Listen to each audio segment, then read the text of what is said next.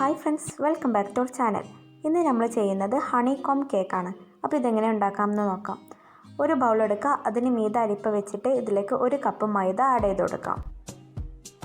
ഇതിലേക്ക് ഒരു നുള്ളു ഉപ്പ്, 1 ടീസ്പൂൺ ബേക്കിംഗ് പൗഡർ ആഡ് ചെയ്ത ശേഷം നന്നായിട്ടൊന്ന് മിക്സ് ചെയ്തിട്ട് ഈ അരിപ്പയിലൂടെ അരിച്ചെടുക്കണം.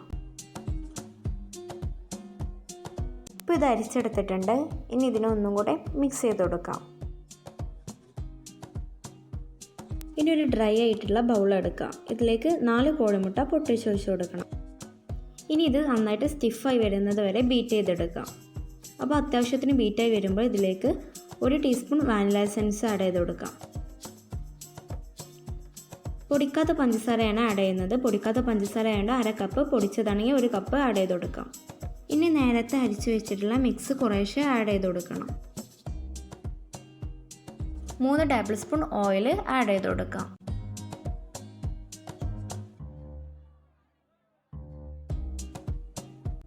ഇനി ഇതിലേക്ക് 1/2 കപ്പ് പാല് ആഡ് ചെയ്ത് കൊടുക്കുന്നുണ്ട്.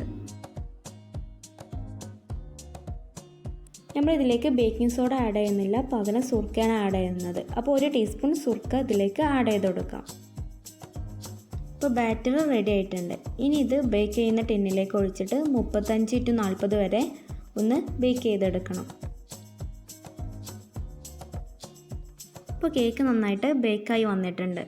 ഇനി ഇത് ചൂടാറിയ ശേഷം ഈ ടിന്നിൽ നിന്നും മാറ്റിയെടുക്കാവുന്നതാണ്. അപ്പോൾ കേക്ക് നല്ല സ്പഞ്ചായിട്ട് തന്നെ കിട്ടിയിട്ടുണ്ട്. ഇനി ഇത് 3 ലെയറായിട്ട് കട്ട് ചെയ്തെടുക്കാം. ഇനി ഓരോ ലെയറിലും ഷുഗർ സിറപ്പ് വെറ്റ് ചെയ്യുക, എന്നിട്ട് ക്രീം വെച്ചിട്ട് സ്പ്രെഡ് ചെയ്തെടുക്കുക. അപ്പോൾ ഇതുപോലെ നമ്മൾ റിപ്പീറ്റ് ചെയ്തെടുക്കുകയാണ് ചെയ്യുന്നത്.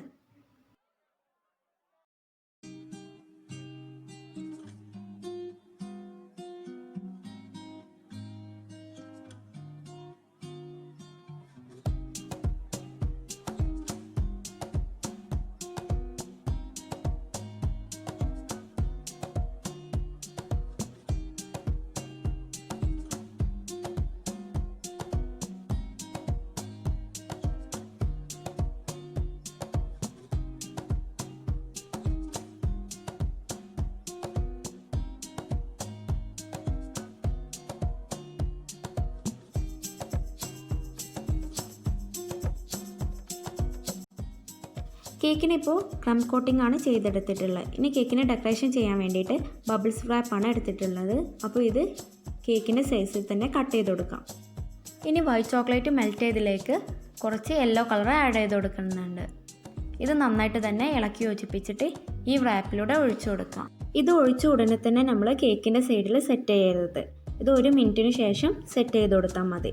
എന്നിട്ട് ഫ്രിഡ്ജിൽ വെച്ച് അതിന് ശേഷമാണ് ഈ റാപ്പ് ഇതിൽ നിന്ന് ഊരിയെടുക്കേണ്ടത്.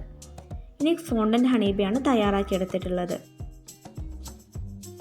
ഇനി ഓരോ ഹണീബിയും നമ്മൾ കേക്കിന് മുകളിൽ വെച്ചിട്ട് സെറ്റ് ചെയ്ത് കൊടുക്കാവുന്നതാണ്. ഇനി ഇതിന് മുകളിലൂടെ ആയിട്ട് തന്നെ കുറച്ച് തേന ഒഴിച്ചു കൊടുക്കുന്നുണ്ട്. അപ്പോൾ എല്ലാവർക്കും വീഡിയോ ഇഷ്ടമായെന്ന് കരുതുന്നു. ഇഷ്ടമായ ലൈക്ക് ചെയ്യുക, സബ്സ്ക്രൈബ് ചെയ്യാത്തവരുണ്ടെങ്കിൽ സബ്സ്ക്രൈബ് ചെയ്യുക. Thank you.